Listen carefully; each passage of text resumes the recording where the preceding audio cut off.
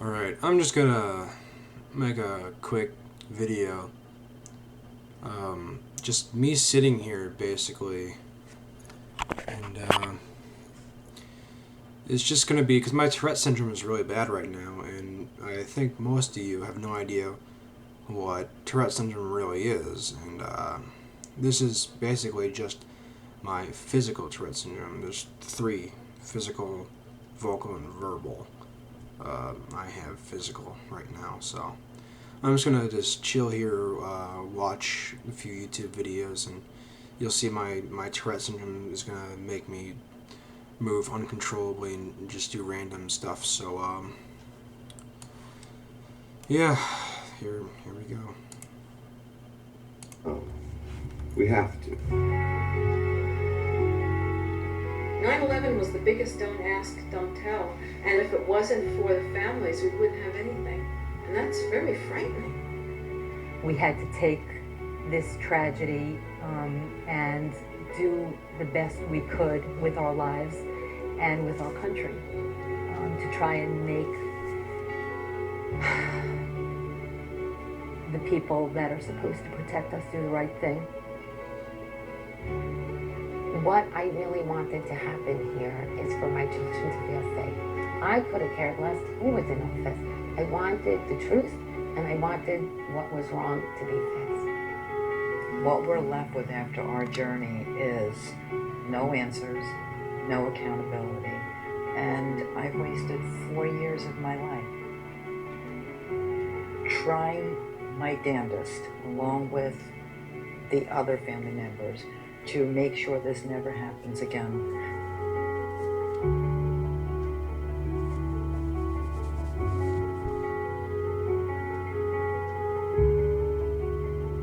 Let me just say something real quickly about my son, please. On the wall in his room, it said, "Knowledge is power." I am only doing this for one reason and one reason only: to carry on his legacy. I'm so pissed off at the American people. I'm so pissed off at this government because of this cover-up.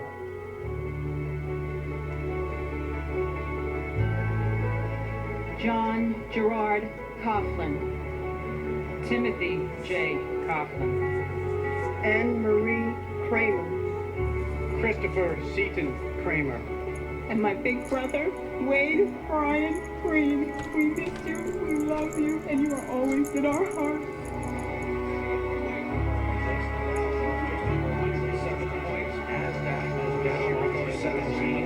For this pizza trading, our Dow lost more than 3% of its overall value. NASDAQ was off almost 93. That's more than a 4% drop for the week. We'll take a break here.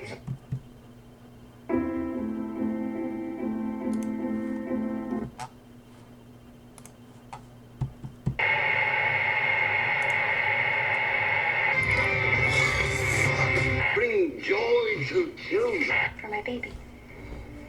Rub my seasoning. My name is Brad, and I'm a conservative Republican.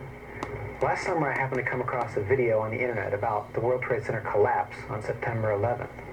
As a kind of demolition hobbyist, I downloaded it and watched it.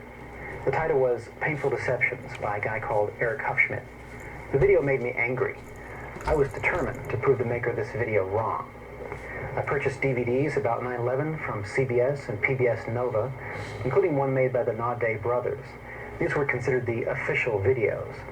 And after watching them carefully and researching thousands of websites and archives on the internet, literally not sleeping for an entire week, I realized that the official story, not Eric Hufschmidt's Painful Deceptions, was unprovable, unsubstantiated, absolutely wrong.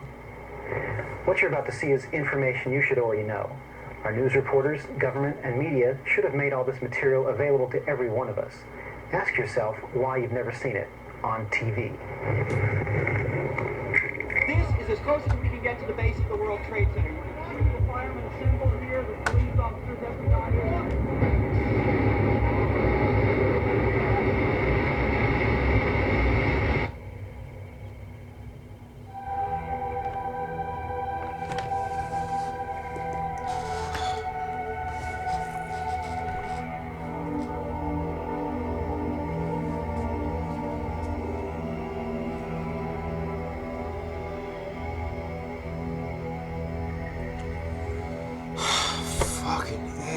On September 11, we learned that 4 passenger planes were hijacked and taken radically off course. Within an hour, 2 of the planes had flown into the enormous steel towers of the World Trade Center, creating fires and eventually toppling them.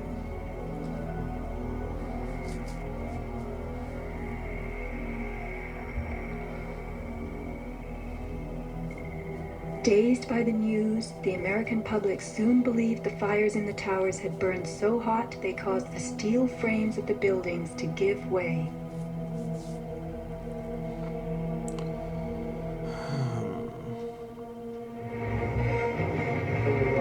A myth developed, fed by official sources through the media to a bewildered audience. So what was the confidence? Elements of the myth. The impact of the airplanes, gallons of burning jet fuel, steel melting, the buildings failing and suddenly imploding. In a mere 10 seconds, 110 stories hurtled earthward, pulverizing into dust. Right from the start, on the street itself, the official story was born. Come out of nowhere and just scream right into the side of the Twin Tower, exploding through the other side. And then I witnessed both towers collapse, one first and then the second, mostly due to structural failure because the fire was just too intense.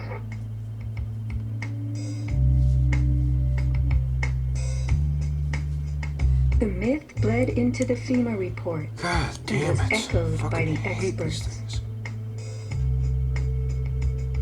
It was the combination of the impact load doing great damage to the building, followed by the fire that caused collapse. John Skilling and Les Robertson were the structural engineers who designed the streamlined steel frames of the Twin Towers in the 1960s. Because a wayward Army bomber flew into the Empire State Building in 1945, the towers were built with skyscraper crashes in mind. The airplane we were envisioning was the largest airplane of its time, flying slowly and low, lost in the fog. We designed the buildings to take the impact of the Boeing 707 hitting the building at any location. But the aircraft that hit the towers was a Boeing 767, heavier than a 707, fueled for a transcontinental flight, and traveling fast. 707s and 767s are comparable. The maximum takeoff weight of a fully loaded 707 is almost 334,000 pounds. As airplanes only carry the fuel load they need, the smaller model 767s that struck the towers were not, in actuality, maximally fueled or close to their maximum takeoff weight. As for the heat of the fires, listen to the radio communications of these New York City firemen. We got tanks. I saw the pockets of fire. We should never knock it down too long. Where go that? 78 floor. Look, we got tanks. I saw the pockets of fire. We got tanks. Isolated pockets of fire. 2 water lines to knock them down. FEMA's executive summary relays that much of the fuel in the planes, jet-grade kerosene, was consumed by the initial fireballs and the following few minutes of fire. It then tells us that the burning jet fuel spread between floors and ignited the building's contents, causing more fire and generating heat. This was somehow enough to bring down the tower's 47-column steel core, 236 exterior columns, and thousands of steel trusses all at the same time. Watch the tower smoking in the aftermath of the plane strikes. If you have ever tried to light a wood fire, you will know that smoking logs tell you the fire is not burning successfully. Smoke is the sign of an oxygen-starved fire. The Twin Towers stood for over an hour, smoldering but not flaming. During that time, thousands of people were evacuated by way of the stairwells. Others, trapped by debris, stood in the smoke-filled windows and signaled for help. In fact, the towers did what they were built to do. The building was designed to have a fully loaded 707 crash into it. That was the largest plane at the time. I believe that the building probably could sustain multiple impacts of jetliners because this structure is like the mosquito netting on your screen door, this intense grid, and the jet plane is just a pencil puncturing that screen netting. It really does nothing to the screen netting. The towers were built to withstand 140-mile-an-hour gusts produced by winter storms. Anyone in them on a windy day could feel them swaying. The single impact of a jetliner was no more of a blow than the continued battering of a hurricane. I was just putting my stuff away, and all of a sudden we heard a loud crash, and the building started shaking, kind of moving like a wave. New Yorkers were stunned 1 hour later when the first tower fell. To the best of my knowledge, the considerations of the fuel in the airplane in terms of an explosion or a great fire was not considered. Now, we were not responsible for that aspect of the design. Imagine building expressly for airplane impact, but never thinking of the fuel.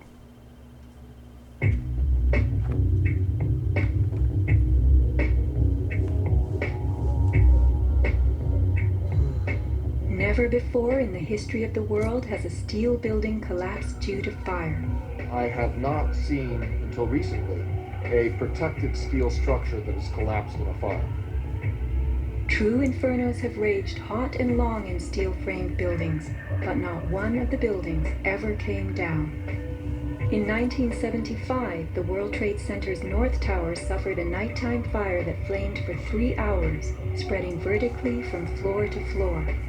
It burned twice as long as the fires of 9/11 without even a hint of a building collapse. In February 2005, the Windsor Tower in Madrid, a skyscraper undergoing reconstruction, sustained a 20-hour fire. This is what was left, a standing building strong enough to support a crane. Compare a 20-hour inferno to 90 minutes of smoke.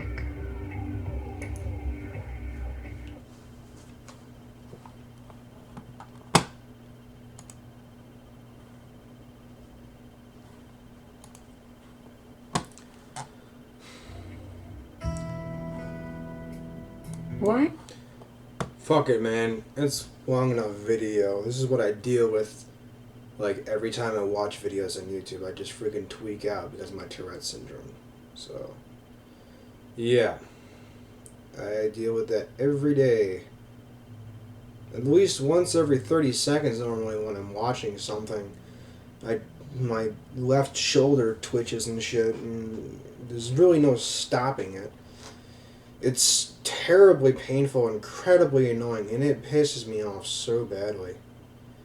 I wish there was something I could do about it, but there really isn't. And just imagine doing that for an entire day for, let's say, 5 or 6 years. Because I've had Tourette syndrome for about at least 10 years now. And that's what I deal with. And that's just the easy parts of my day. I used to have severe Tourette syndrome, and if you look that up on YouTube, I'm sure you'll find pretty good videos and examples of what I used to deal with on a minutely basis. So, yeah, basically right now it's just a bunch of twitching and stuff, but, I mean, it's not crazy bad like I used to have it, which at least that's what I'm thankful for. But it's 6:38 in the morning, and it's like that when I drive sometimes too. So I sometimes have to tell myself not to go driving, because when you're driving and twitching and stuff, that's a really bad combination. Because if you notice, my eyes go to the left and stuff too, and we go like that while I'm driving. It only takes like a few seconds to get in a crash. It's as simple as that. So, yeah, Tourette's suck.